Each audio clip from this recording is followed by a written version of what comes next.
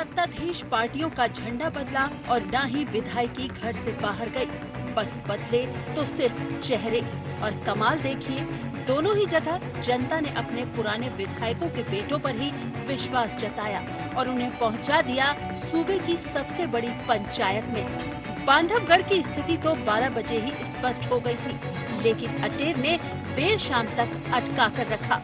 कभी किसी आपत्ति के चलते तो कभी किसी विवाद के कारण कुछ न कुछ ऐसा होता ही रहा, जिसे लेकर मामला उलझता रहा और कछुआ चाल से होती दिखाई दी काउंटिंग। और आलम कुछ यह हुआ कि चुनाव का फाइनल नतीजा आखिरी राउंड पर जाकर टिक गया और महज 867 वोटों से जीत गई कांग्रेस।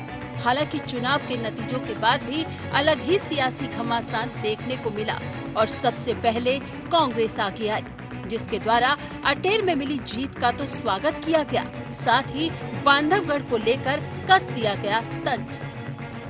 स्वर्गीय सत्यदेव कटारे जी को सच्ची श्रद्धांजलि अटेर की जनता ने अपने वोट के माध्यम से दी है। एक बार फिर से अटेर के चुनाव ने ये स्पष्ट कर दिया है कि देश में कांग्रेस पार्टी के हमारे नेता सोनिया जी और राहुल गांधी जी का सशक्त नेतृत्व हमको आज भी प्राप्त है। भारतीय जनता पार्टी के लिए तो ईवीएम माता की जय हो। भारतीय जनता पार्टी के लिए तो ईवीएम माता की जय हो। भारतीय जनता पार्टी के लिए तो ईवीएम माता की जय हो। यहाँ कांग्रेस नतीजों को स्वीकारने के साथ नकारने का काम कर रही है, तो भला वहाँ भाजपा कैसे चुप रहती। उसने भी बांधवगढ़ विधानसभा के चुनाव नतीजों का दिल खोलकर स्वागत किया, साथ ही अटेर विधानसभा को लेकर दिखा दिया कांग्रेस को आईना।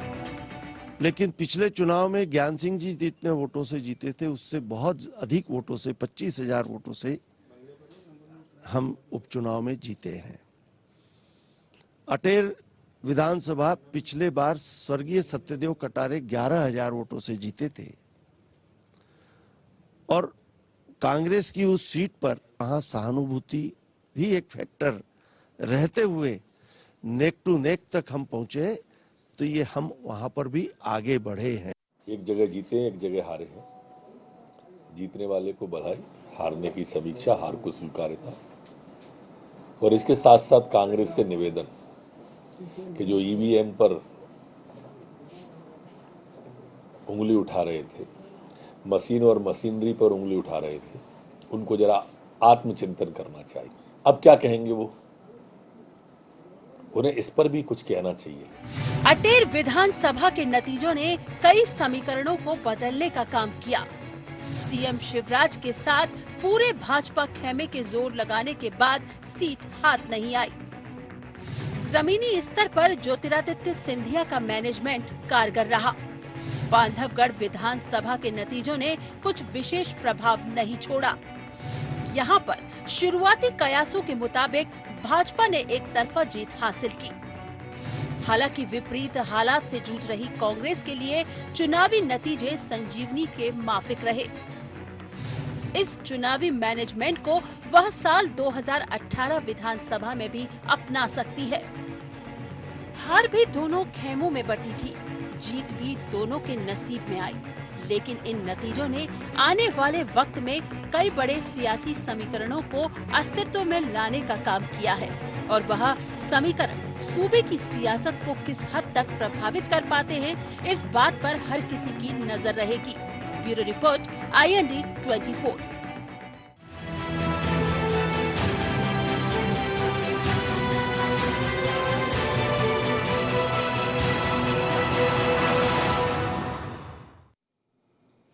नमस्कार, IND एजेंडा में आपका स्वागत है। मैं हूं राघवेंद्र सिंह। विषय पर हम विस्तार से चर्चा करें इसके पहले एक नजर डालते हैं एजेंडा पॉइंट्स पर। मध्य प्रदेश में कितने प्रभावी साबित होंगे विधानसभा उपचुनाव के नतीजे?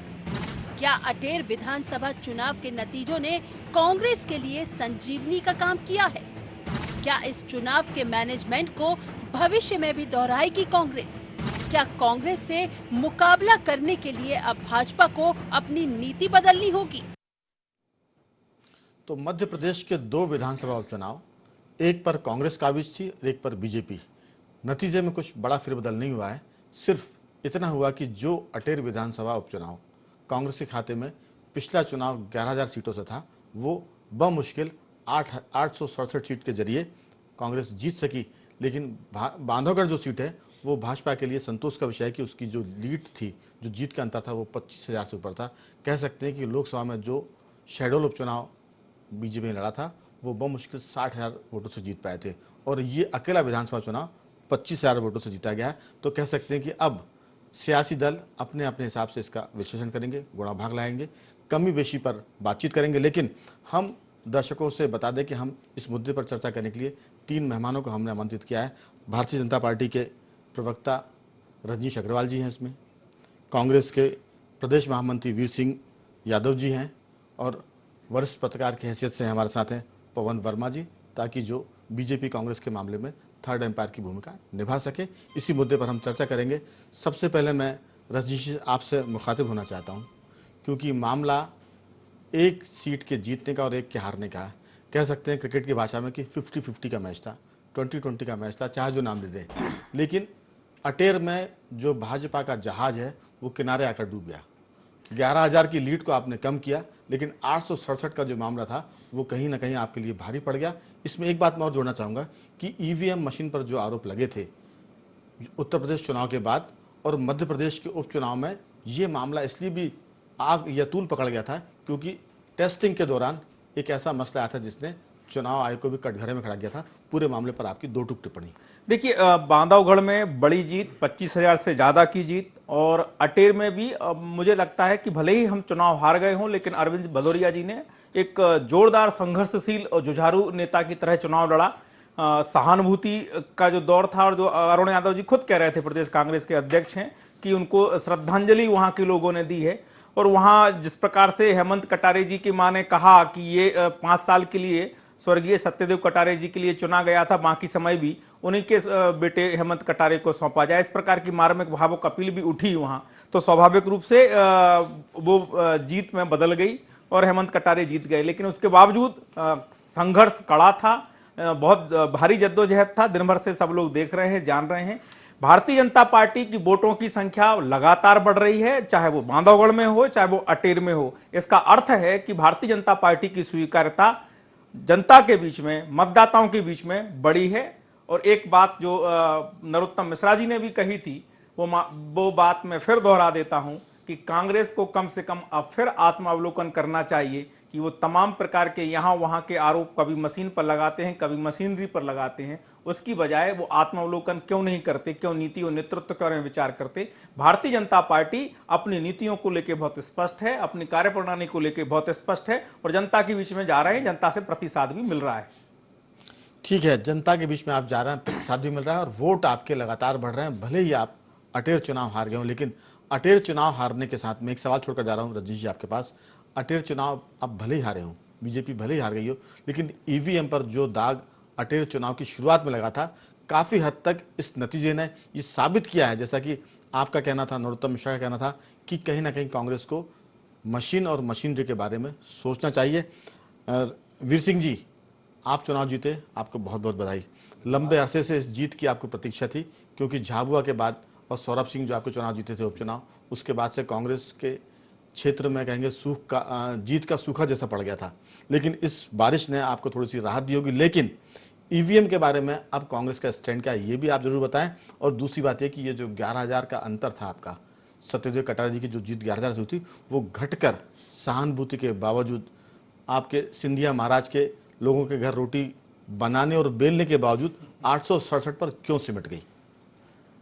देखिए राघवन जी, मध्य प्रदेश, सबसे पहले मैं मध्य प्रदेश की जनता को कांग्रेस की ओर से बहुत बहुत धन्यवाद, और जनादेश को स्वीकार करती है कांग्रेस। आपके कार्यकर्ताओं को भी, उनकी वजह से हमारे लाखों लाख कार्यकर्ता जो इस चुनाव में रहे, विशेषकर अटेर में जिनकी दिन रात के अथक परिश्रम से यह विजय श्री दी हम लोगों को प्राप्त हुई है। दूसरी बात, मध्य प्रदेश में जिस तरह भारतीय जनता पार्टी ने आज माहौल बना दिया है, पूरी की पूरी लोकतांत्रिक व्यवस्था को जिस तरह से यह नष्ट करने का प्रयास कर रही है, मध्य प्रदेश में जिस तरह से भारतीय जनता पार्टी अटेर में आप देखिए गुंडागिर्दी, सारे प्रशासनिक अधिकारियों पूरे भारतीय जनता पार्टी के एजेंट के रूप में काम कर रहे थे, हमारे प्रत्याशी के ऊपर हमला किया गया, हम लोग जो पहले दिन से बात कर रहे थे, चुनाव आयोग में जो शिकायतें कर रहे थे, प्रतिदिन जो हम लोग बात कर रहे थे, आखिर भारतीय निर्वाचन आयोग तक हम लोगों को जाना पड़ा और हमारी सारी बातें एक एक शब्दता सत्य हुई। एक एक बात को भारतीय निर्वाचन आयोग ने माना और तब कहीं जाकर यह निष्पक्षता की ओर चुनाव हुआ।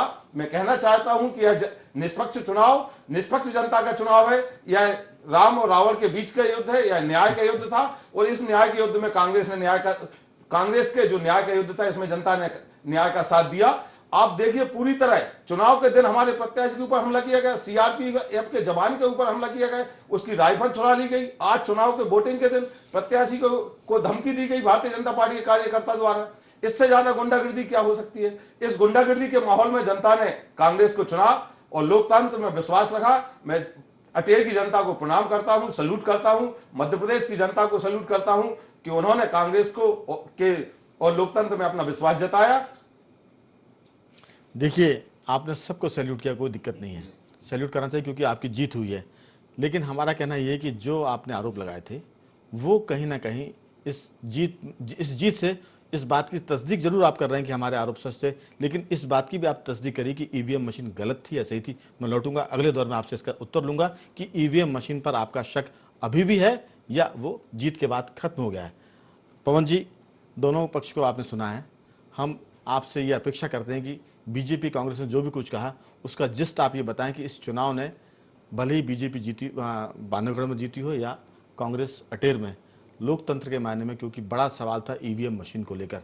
यूपी चुनाव के बाद एक मुद्दा बन गया था मध्य प्रदेश में ईवीएम मशीन का, ये भी आप बताएं। और ख़ासतौर से शिवराज सिंह चौहान ने जो अपने भाषण में सिंधिया का जिक्र किया था, सिंधिया परिवार का जो जिक्र किया था, उससे बीजेपी को लाभ हुआ था या नुकसान हुआ था? तीसरा और सवाल अगर आपकी अनुमति हो, क्योंकि सवाल ज़्यादा हो जाएंगे, समय कम बचेगा। बिल्कुल पूछिए। मेरा ये भी कहना है कि जो बीजेपी 867 वोट से आ रही है, क्या उसमें बीजेपी की जो इंटरनल पॉलिटिक्स है, जो भीतरघात है, जो एक अंदरूनी कलह है, वो भी एक वजह है? क्योंकि बहुत सारे बीच में कई नाम आए थे, 2-3 नाम तो ऐसे आए थे जिन्होंने एक तरह से भीतरघात किए और कहीं ना कहीं हार का जो ठीक रहा है उनके सर भी जाएगा। आपकी राय? देखिए, इसमें एक बात बहुत स्पष्ट है कि अटेर का जो चुनाव हुआ उसमें जब 2013 में जो चुनाव हुआ था उसमें सत्यदेव कटारे साहब को 45,500 कुछ वोट मिले थे और अरविंद भदौरिया को 34,166 वोट मिले थे। अब उसकी तुलना में इस बार देखा जाए तो अरविंद भदौरिया ने करीब 25-26 हजार की जंप लगाई है, मतलब बीजेपी ने जंप लगाई है।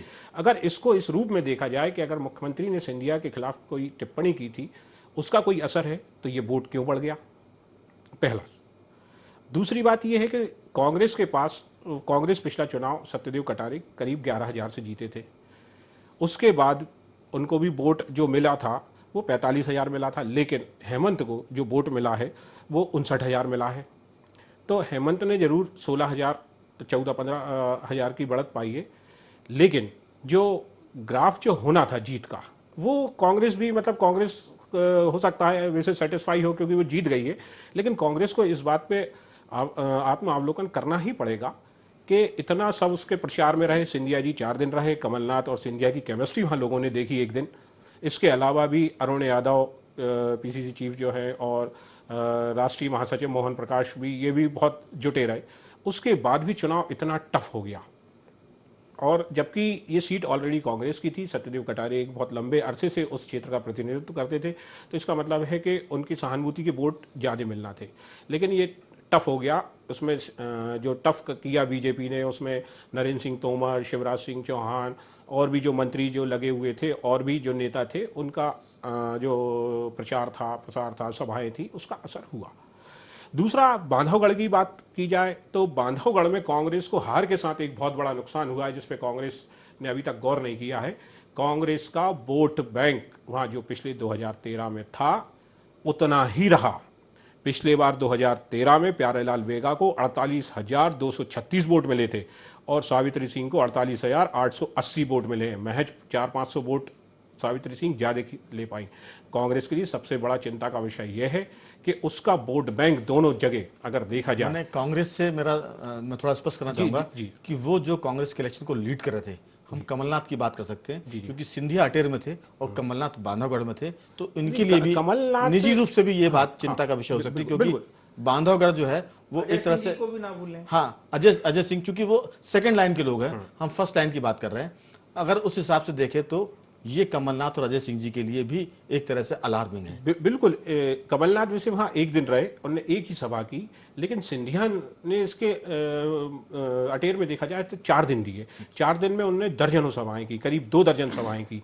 तो इसका तो अंतर साफ समझ में आया कि अगर बड़ा नेता अगर एक्टिव रहेगा किसी क्षेत्र में तो कांग्रेस के लिए अच्छा परिणाम दे सकता है। रही बात ईवीएम की, तो कांग्रेस को अब यह तय करना पड़ेगा कि अटेर की जीत और बांधवगढ़ की हार, इसमें ईवीएम का कितना रोल है, उसको सार्वजनिक करना पड़ेगा। कि क्योंकि बार बार बातें अलग तरह की आ रही हैं। कांग्रेस के आज ही पंजाब के मुख्यमंत्री ने ईवीएम को लेकर बहुत सीधी सफाई दी है कि ईवीएम से छेड़छाड़ नहीं हो सकती और उनकी जीत वो जनमत है वहाँ का और जनता ने जो वोट दिए वो उन्हें मिले। मतलब बहुत बड़ी बात की है उन्होंने। तो कांग्रेस को बड़े स्तर पे, मतलब मैं तो ये कहता हूं इस पर कोई लाइन उसको लेनी चाहिए जो राष्ट्रीय स्तर पर लाइन है। ऐसा नहीं कि हर मोहल्ले में, हर राज्य में अलग लाइन चले। ये स्थिति हो गई कि कांग्रेस का नेता ईवीएम पे कुछ लोग तो विश्वास करते हैं, कुछ उस पे अविश्वास करते हैं। ये पार्टी के अंदर भी एक स्थिति क्लियर होना चाहिए कि उस पर विश्वास करना है या अविश्वास करना है, उसको कहां तक लेकर जाना है। लेकिन बीजेपी संगठन के मामले में क्या कहना है आपका इस चुनाव को लेकर? जी, जो मेरा एक सवाल था आपसे। देखिए, बीजेपी जो भी चुनाव लड़ती है एक्चुअली कैंडिडेट नहीं लड़ता। कैंडिडेट बीजेपी के लिए बांधवगढ़ में नया था, संगठन ने वहां पूरी ताकत लगाई। इसी तरह अटेर में भी जो अरविंद भदौरिया की जो हार होती रही है अभी तक, चाहे 2003 के चुनाव की हार हो, चाहे 2013 के चुनाव की हार हो, दोनों हार बड़ी थी। इस बार संगठन जुटा और ये मानना पड़ेगा कि मध्य प्रदेश में बीजेपी का संगठन कांग्रेस की तुलना में बहुत मजबूत है। बिल्कुल। लेकिन मेरा सवाल अभी रह गया, मैं लौटूंगा पास, समय हमारे पास घट रहा है लगातार। रजनीश जी, आपसे मेरा सवाल ये है कि बीजेपी चुनाव हारे, इसमें कोई दिक्कत नहीं है। एक कहावत है कि बुढ़िया मर गई, इसका कोई फर्क नहीं है, लेकिन मौत ने घर देख लिया है। बीजेपी भीतरघात के चक्कर में भी ये चुनाव हारी है। अगर ये सच है, हालांकि आप विचार मंथन करेंगे, समीक्षा करेंगे, उसमें अगर ये बात निकल कर आती है तो फिर ये बीजेपी के लिए जो अगला चुनाव आने वाला है 2018 का या उसके बाद के लोकसभा चुनाव, तो फिर ये एक बड़ी बात होगी। एक तरह से हम कह सकते हैं कि ये ऐसी बीमारी है जिसने कांग्रेस को भी खत्म किया या कमजोर किया, अब ये भाजपा में आ गई है। इस रोग का इलाज क्या है आपके पास? देखिए, अटेर की जीत को लेकर आप भीतरघात या तमाम प्रकार की बात कर रहे हैं। मैं किसी भी रूप में अभी कोई बात ना स्वीकार ना इनकार कर सकता हूं, क्योंकि संगठन की भी अपनी एक प्रक्रिया, उस प्रक्रिया से फीडबैक आता है, चर्चाएं होती हैं, समीक्षा होती है, उसके आधार पर निर्णय लेते हैं। मैंने आप के साथ में चर्चा में आज के ही दिन इसी चुनाव के बारे में कहा था कि हमें हर चुनाव सबक होता है। अटेर का चुनाव भी सबक है, चाहे पॉजिटिविटी के साथ में हो या कोई हमें एक सीख देने वाला हो। दोनों बातें हैं। एक बात जरूर है, जनता हमें जिताना चाहती है, जनता हमें लगातार आशीर्वाद दे रही है, इसमें कोई दो मत नहीं है। इसमें हमें अपनी व्यवस्था, हमारी संगठन तंत्र की शक्ति, हमारा नेतृत्व, हमारा बाकी जो मुद्दे, विकास, तमाम प्रकार की योजनाएं, कार्यक्रम हम जो पहुंचा रहे हैं, उसको समेटने का काम भारतीय जनता पार्टी को और अपने अलग ढंग से करना पड़ेगा। निश्चित रूप से उसकी तरफ भी यह संगठन विचार करेगा। एक और सवाल मेरा, आप उसका 2 टूक उत्तर दे सकते हैं। क्या इस चुनाव में अरविंद भदौरिया अभिमन्यु बने या नहीं? देखिए, इस प्रकार की कोई टिप्पणी करना मेरे लिए उचित नहीं है, अभिमन्यु बने या नहीं बने। लेकिन एक बात जरूर मैं कह सकता हूं, अरविंद भदौरिया जी के साथ में छात्र राजनीति मैंने लंबे समय की है। अरविंद जी एक जुझारू, एक संघर्षशील नेता हैं, उसमें कोई दो मत नहीं है। मेहनत करने में उनका कोई दूसरा उदाहरण नहीं हो सकता। बहुत मेहनती हैं और वो पूरी शिद्दत के साथ चुनाव लड़े। यानी सत्यदेव कटारे जी जो लंबे समय से वहां से जनप्रतिनिधित्व करते रहे, जनता के नेता रहे, उनके प्रति सहानुभूति जनता में थी और मां की मार्मिक अपील हेमंत कटारे जी के प्रति थी। और उसके बावजूद वो जुटे रहे और उनको, जैसा कि पवन वर्मा जी बता रहे हैं कि उनको 26,000 ज्यादा वोट मिले पिछले 2013 के चुनाव में। तो मुझे लगता है कि निश्चित रूप से एक बात तो कहना पड़ेगी कि उन्होंने पूरी मेहनत के साथ में, मनोयोग के साथ चुनाव लड़ा। चलिए, अभिमन्यु बने हो ना बने हो, लेकिन अगला चुनाव जो होगा उसमें उनका टिकट ऐसा मान सकते हैं कि उनके इस प्रदर्शन को देखते हुए फिर उनको मिलेगा, ऐसी बात, क्योंकि उन्होंने पिछले बार से बेहतर प्रदर्शन किया और 26,000 वोट के आसपास ज्यादा लिए हैं। लेकिन वीर सिंह जी, मेरा आपसे सवाल है कि बीजेपी वहां आपके, अगर कांग्रेस के नजरिए से देखें तो वो थोड़ी सी कमजोर थी, क्योंकि सहानुभूति का पक्ष आपके साथ था, श्रद्धांजलि वाला वोट आपके साथ था। इसके बाद भी आप 11,000 के अंतर को मेंटेन नहीं कर पाए। वो घटकर 867 पर आ गया। ये कांग्रेस की जीत भले ही है, लेकिन कहीं ना कहीं बड़ी कमजोरी भी है। आप ये चुनाव जीत गए हैं, लेकिन इस चुनाव के जीतने के साथ आपके सामने 2018 में हारने का भी अंदेशा सामने खड़ा हुआ है। इस पर आपकी क्या कहना है? देखिए, जो वर्तमान हालात में मध्य प्रदेश की जो राजनीतिक व्यवस्था है, चारों तरफ से भारतीय जनता पार्टी का धन बल, बाहुबल, छल बल, इसके बीच में यदि हम लोग चुनाव जीत रहे हैं तो यह हम लोगों के लिए। वीर सिंह जी, ये तो पिछले चुनाव में भी था, क्योंकि सरकार बीजेपी की तब भी थी। हाँ, तब अगर बीजेपी वहां 11,000 से हारी थी और आज देखिए, लोकसभा 867 से हारी है। विधानसभा का मुख्य चुनाव और उपचुनाव में परिस्थितियों में बहुत ज्यादा अंतर होता है। पूरी की पूरी मशीनरी एक विधानसभा में सिमट जाती है। एक पूरी की पूरी मशीनरी, पूरे के पूरे इन्होंने किस तरह से अपने अधिकारियों की, अधिकारियों की, प्रशासनिक अधिकारियों की किस तरह से नियुक्ति की थी। आखिर चुनाव के रात तक हम लोगों को निर्वाचन आयोग के पास उनकी शिकायत करने के लिए जाना पड़ा। निर्वाचन आयोग के आदेश के बाद भी, अधिकारियों के तबादले के बाद भी अधिकारी उसी स्थान पर जमे रहे। उन्होंने गृह जो अपना होम हेडक्वार्टर है वो नहीं छोड़ा। मैं एक चीज पूछना चाहता हूँ, जो चीज अटेर में है वो क्या बांधवगढ़ में नहीं थी? क्योंकि सरकार तो भाजपा की पूरे प्रदेश में है ना, सिर्फ अटेर में ऐसा नहीं है। नहीं, बांधवगढ़ में अटेर मुख्यमंत्री के प्रतिष्ठा का चुनाव था। अच्छा, बांधवगढ़ नहीं था? बांधवगढ़ में उतनी ज्यादा नहीं थी। उत्तर प्रदेश से लगा हुआ अटेर, बहुत ज्यादा उत्तर प्रदेश के लोग आए। हम लोगों ने उत्तर प्रदेश के रजिस्टर्ड लोग, जो असामाजिक तत्व है, जो बदमाश लोग हैं, जो फरार लोग हैं, उनकी सूची वहां के जिला निर्वाचन अधिकारी को दी कि उनकी गाड़ी दी, उनके नाम दिए, उसके बावजूद उनके ऊपर कार्रवाई नहीं। पूरी तरह ये सब चुनाव कैसे होता है? लेकिन मेरा सब मूल सवाल था कि जो आपका अंतर घटा है, इसको आप किस रूप में लेते हैं? क्योंकि ये अंतर बहुत ज्यादा नहीं है। अगले चुनाव में अगर आप ऐसी रहेंगे, अगले चुनाव में तो हमारी तो ये 2018 की स्टार्टिंग है और हम 2017 में जो चुनाव है, इससे हम 2018 चुनाव जीतने की बात कर रहे हैं। हमारे लिए यह बहुत अच्छा शुभ संकेत है। हम अटेर के जो दरवाजे, हमारी जीत के रास्ते खुले हैं, सत्ता तक आपको ले जाने वाले, ले जाएंगे। चलिए रजनीश जी, देखिए, राहुल गांधी की लॉन्चिंग और मध्य प्रदेश में इनकी स्टार्टिंग कई साल में होती रहती है। बीच बीच में कांतिलाल भूरिया जी चुनाव जीते, हमारी स्टार्टिंग हो गई, हम लगातार जीतेंगे। भारतीय जनता पार्टी ने 2-3 चुनाव जीत डाले इस बीच में।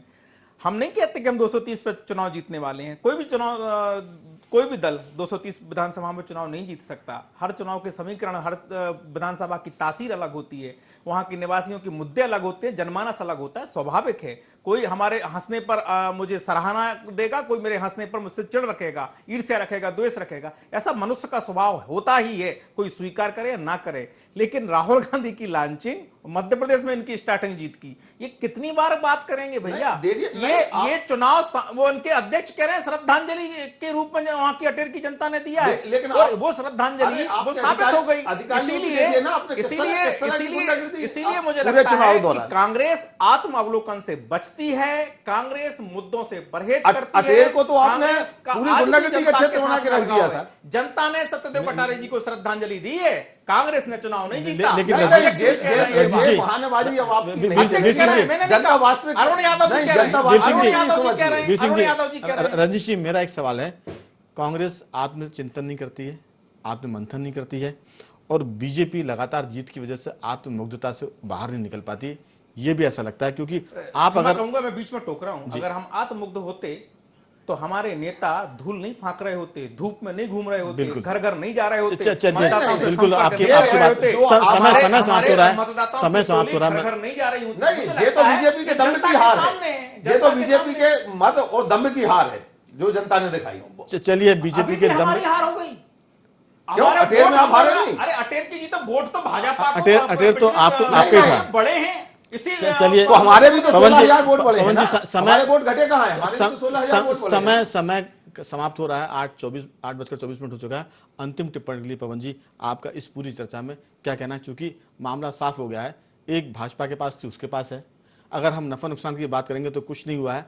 एक कहावत है कि, एक किस्सा लोग कहते हैं कि कहाँ गए, कहाँ क्या लाया, कुछ नहीं लाया, कहाँ गया, कुछ नहीं किया। तो वैसी स्थिति है कि बीजेपी कांग्रेस दोनों के लिए जो स्थिति जैसी थी वो सम है, माने जस की तस बनी हुई है। आपकी अंतिम टिप्पणी की इसके बावजूद किसने क्या खोया और क्या पाया, बहुत संक्षेप में। इसमें सबसे अच्छी बात यह हुई है कि प्रदेश ने 2 युवा नेता पा लिए हैं, लेकिन एक बात फिर ये भी आती है कि वंशवाद को फिर बड़ा जनता ने स्वीकार किया है।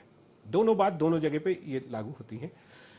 तीसरी बात यह है कि कांग्रेस को आत्म अवलोकन करने के लिए मैसेज दिया है कि बांधवगढ़ में आपकी हार बढ़ गई है और बीजेपी को भी ये मैसेज दिया है कि आपके जो 3 साल के जो कामकाज थे उसके बाद भी आप अटेर का चुनाव नहीं जीत पाए। बिल्कुल, मतलब कहीं ना आपने- कहीं कमी थी आपकी। बिल्कुल आपने कमी को उजागर किया। समय की तंगी है, हम आप तीनों मेहमानों का साधुवाद करते हैं और दर्शकों को ये बता दें कि नतीजे जो भी कुछ हुए हैं, नतीजा बीजेपी के पक्ष में भी नहीं गया और बीजेपी के खिलाफ भी नहीं गया, ना कांग्रेस के पक्ष में ना खिलाफ में, लेकिन ये नतीजे बताते हैं कि कहीं ना कहीं अगले चुनाव के लिए जनता का मानस बन रहा है और उस मानस के चलते दोनों पार्टी अगर नहीं जीती तो आज का जो कांग्रेस का अटेर है वो कल उसके हाथ से जा भी सकता है। हम इतना ही कह सकते हैं कि पार्टियां आत्मावलोकन करें, आत्ममुक्ता से बाहर आएं, तब तक उम्मीद करते हैं कि लोग सुधरेंगे और नतीजे और भी बेहतर होंगे। IND एजेंडा में आज सिर्फ इतना ही। आप बने रहिए हमारे साथ और देखते रहिए IND 24।